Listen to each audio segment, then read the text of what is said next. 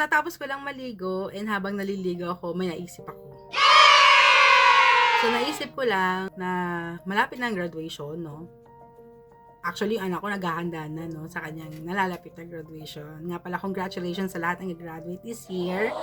And please, make good choices, no? In life para magkaroon kayo ng magandang future. So, tungkol doon sa naisip ko, no? Habang nasira ako. Naisip ko lang na yung mga kabataan kasi, syempre, nagkaroon ng mga BFFs.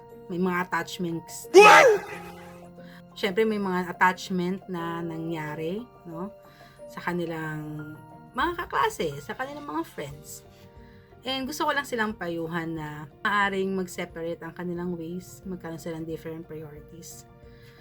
Huwag silang malulungkot. Kasi normal yun. Ganun talaga. Hindi nyo maiiwasan yun. Kapag nag-grow kayo, normal that you may lose some people along the way. Hindi dahil ayaw nyo na sa kanila or ayaw nila sa inyo.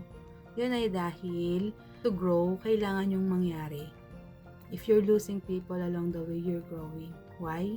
Kasi different na priorities ninyo. And also, tatandaan nyo to.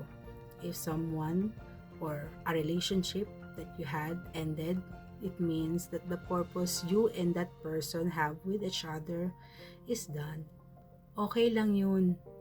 Hindi lang naman silang magiging friends mo. Hindi lang silang magiging mga kakilala mo. Explore the world.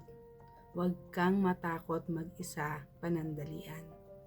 And of course, huwag nyo rin kalimutan, manalangin, at palagi kayong hihingi ng guidance na kahit na ano pang mangyari, bigyan kayo ng mga tao na tutulong sa inyo at matutulungan nyo upang mag-grow. So, change is constant, guys. Kailangan nyo lang mag-adjust. Learn to adjust and everything will fall into place. So, yun lang. Thank you very much again for watching. See you on my next video. Bye!